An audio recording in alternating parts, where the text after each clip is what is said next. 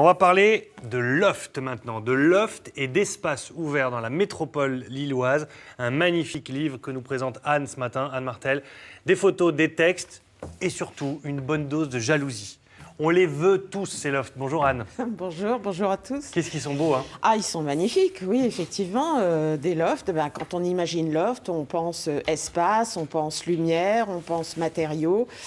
On pense cher aussi quand même. On pense cher, effectivement. En moyenne, tous les lofts qui sont présentés dans ce livre sont d'une taille de 400 et quelques mètres carrés. C'est dire la taille que c'est ça la taille représente. moyenne d'un loft. Mais alors, ce sont pour la plupart d'anciennes friches ou d'anciennes usines ou d'anciens ateliers qui sont réhabilités finalement. Voilà, c'est un livre qui va vous présenter les lofts sur l'île et sa métropole, donc Roubaix, Tourcoing.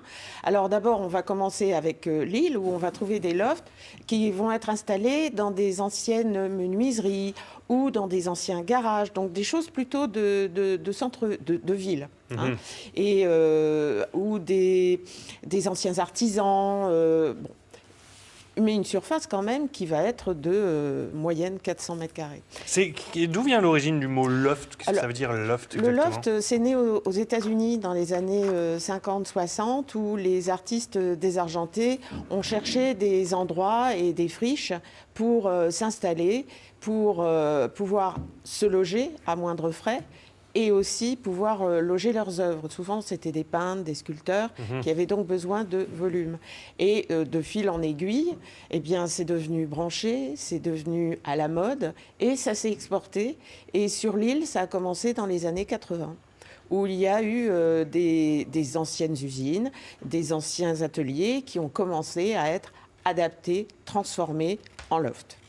Ça fait absolument rêver parce que les dimensions, on va regarder, je sais pas, celui-là, au pif, page 17, conçu à Lille, un gamme conçu à Lille, je ne sais pas trop son histoire, mais en tout cas, on retrouve bien la base des lofts, c'est-à-dire mur en briques. Oui, alors c'est Jean-Marc Vinquier qui est un décorateur d'intérieur et qui est un spécialiste loft sur la métropole lilloise. Donc là, vous avez l'exploitation maximale de l'espace. Alors, il faut savoir que le loft, le principe, c'est qu'il n'y a pas de porte, il y a peu de cloisons. Hein. On va essayer au maximum de garder les espaces ouverts, que ce soit le salon. Souvent, la cuisine aussi est un lieu qui va être extrêmement bien travaillé parce qu'elle a vu de tous. Et alors après, vous avez des types de décoration qui sont complètement différents. Soit vous allez avoir... Je ris. On rigole parce que ça, c'est la photo qu'a trouvée Julien. Est-ce qu'on peut mettre la photo en gros plan, s'il vous plaît, à l'écran? Et on va zoomer gentiment. Voilà, ça... Voilà. Plutôt à droite, hein, c'est ça? Plutôt, non, c'est pas mais ça. Vous zoomez où vous voulez. Voilà. Alors, dans les lofts, il y a de la déco. Alors là, c'est une ancienne déco. cheminée réhabilitée. Voilà, qui on peut y trouve être de tout. inspirante. Hein. Des espaces Alors, il y a toujours ouverts.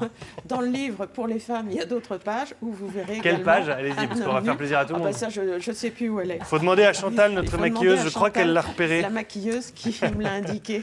Alors, voilà. Moi, j'avais vu des robinets, mais je n'avais pas vu le bon. Parce que ce que je trouve génial dans les lofts, on n'a pas les moyens de se payer ça. C'est hors budget pour la plupart d'entre nous. En revanche, dans ce livre-là, il faut le considérer comme un livre de déco. C'est-à-dire, il y a plein d'idées de décoration à prendre, aussi bien sur le travail du sol, sur le travail des murs. Est-ce que je mets des rideaux? Est-ce que j'en mets pas? Comment je vais centrer la lumière? Restons sur cette photo voilà, à l'écran. Ça, c'est à Lille. Parce que, regardez, le sol, il est brillant, ça peut donner des idées. En matière de déco, sur la table basse, le tournesol sur le canapé... Exotique. Très exotique. Une fusée de Tintin, c'est magnifique. Voilà. Et ben ça, c'est un loft qui est à Lille et c'est un jardin de taille. Tout a été travaillé dans ce sens-là. On le voit là aussi, tac, c'est absolument magnifique. C'est en plein centre de Lille. Donc vous voyez que même nous, dans nos maisons avec peut-être des petits jardins ou dans nos appartements, on peut essayer de repenser ça, mais par un tout petit détail. Oui. Et voilà, c'est quand même c'est plus qu'un détail là. Il faut mettre la forêt amazonienne dans le... Alors Roubaix et Tourcoing sont concernés aussi, page 101, 113, c'est pas que Lille. Hein. Non, alors vous avez Roubaix et Tourcoing, pourquoi? Parce que Born to be a loft. Oui, Born to be a loft. Pourquoi? Parce que d'abord c'est un petit peu plus loin de Lille, donc les terrains sont un petit peu moins chers, donc vous avez pas mal de gens qui sont sur l'île qui ont envie d'avoir un loft, qui vont partir sur Roubaix et Tourcoing. Et là, on est vraiment dans l'univers industriel. Ouais. Parce que ce sont des villes qui ont connu une expansion folle au XIXe siècle, avec l'arrivée du chemin de fer et la révolution industrielle. Et puis après, dans les années 50, 60, 70, tout le textile a quasiment disparu et c'est tombé soit dans des friches, soit les usines ont été vendues. Elles ont été reprises par soit des particuliers, soit des promoteurs, mais qui se spécialisent dans les lofts. Les briques peintes, c'est vraiment... ça donne l'aspect industriel et l'aspect justement et il faut habitation. Garder, justement, il faut garder ces choses-là. Il faut garder le toit particulier, vous savez, des ateliers.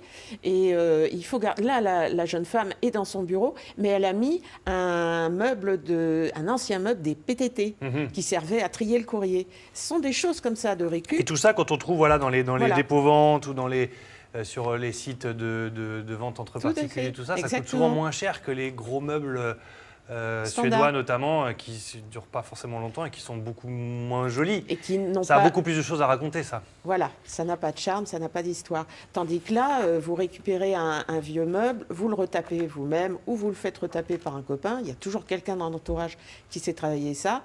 Et c'est un meuble qui a son histoire. Regardez comme c'est beau, ça. Cette chambre avec la vue sur... c'est grand ouvert. Il y a un côté froid, mais il y a un côté extrêmement chaleureux aussi.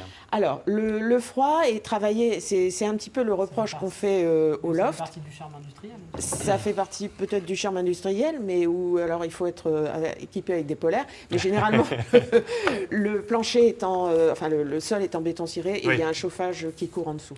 Très bien. Merci beaucoup, Anne, de nous avoir présenté ce livre. Loft et espace ouvert dans la métropole lilloise.